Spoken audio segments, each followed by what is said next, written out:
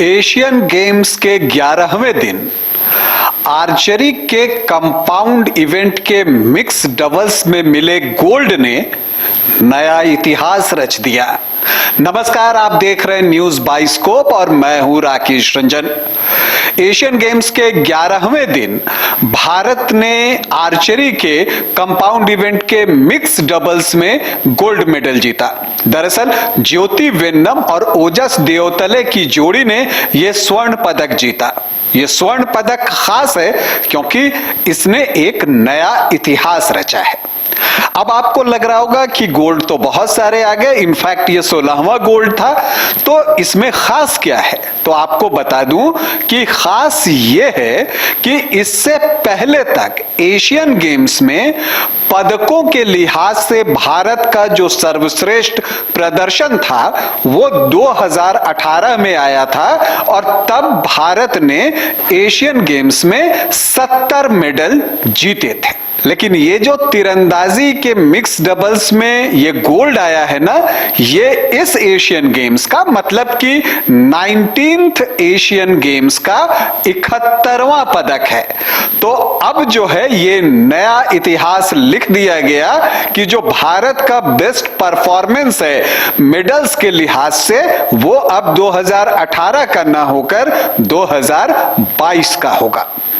और अच्छी बात यह है कि भारत का पदक बटोरने का सिलसिला इस एशियन गेम्स में अभी थमा नहीं है, रुका नहीं है, वो सिलसिला जारी है। अब की बार 100 पार का लक्ष्य रखा गया है, तो देखना है कि इस बार भारत जो है कितने पदक जीत पाता है या जो 100 का लक्ष्य है उसे भारत हासिल कर पाता है या नहीं।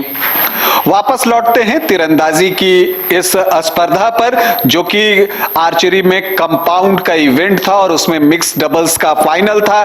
भारत की तरफ से जो है आपको ओजस देओतले और ज्योति सुरेखा की जोड़ी थी और सामने दक्षिण कोरिया की मजबूत जोड़ी थी और मुकाबला भी कांटे का हुआ।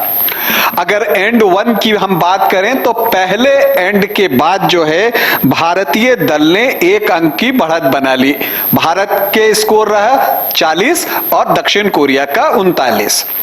जो दूसरा एंड रहा वहां दोनों ने जो है वो 40-40 हासिल किए, तो स्कोर हो गया 80 और 79। इसके बाद एंड 3 आता है और वहां पर क्या होता है कि ओजस का एक स्कोर जो है वो 10 का ना आकर 9 का आता है और मुकाबला बराबरी पर आ जाता है 119-119।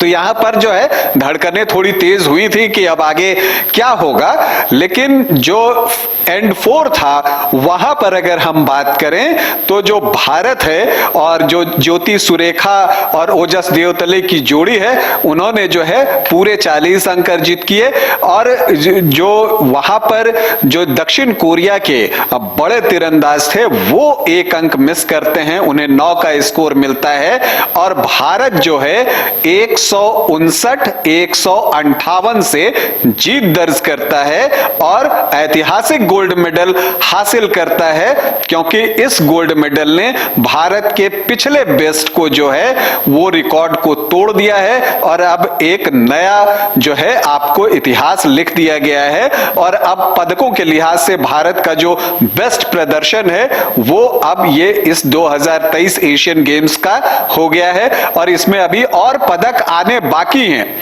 देखिए ये जो ज्योति सुरेखा और ओजस देओतले ने गोल्ड जीता वो 16वां गोल्ड मेडल है इस एशियन गेम्स का, तो अभी और भी बहुत सारे गोल्ड आने बाकी हैं, तो वो रिकॉर्ड भी टूटना तय है। तो इस लिहाज से हम देखें तो ये जो एशियन गेम्स है अब तक भारत के लिहाज से बहुत सफल रहा है। लोबलिना का जो है वो फाइनल मुकाबला बॉक्सिंग में आना है। इसके अलावा आपको ये भी बता दूं कि जो 70वां पदक था जो कि बराबरी वाला पदक था वो जो है मिक्स्ड रेस में आया। 35 किलोमीटर की वो रेस थी और उसमें मंजू रानी और राम बाबू ने जो है कांस्य पदक जीता था। तो भारत का बेहतरीन प्रदर्शन एशियन गेम्स एम्स में जारी है और हम उम्मीद करते हैं कि जो लक्ष्य रखा गया है अब की बार 100 पार, तो उस लक्ष्य को भारत हासिल करे। हालांकि अब दिन कम बचे हैं और उसी में भारत को बेहतर करने की जरूरत है। अभी के लिए इतना ही, इजाजत दें, नमस्कार।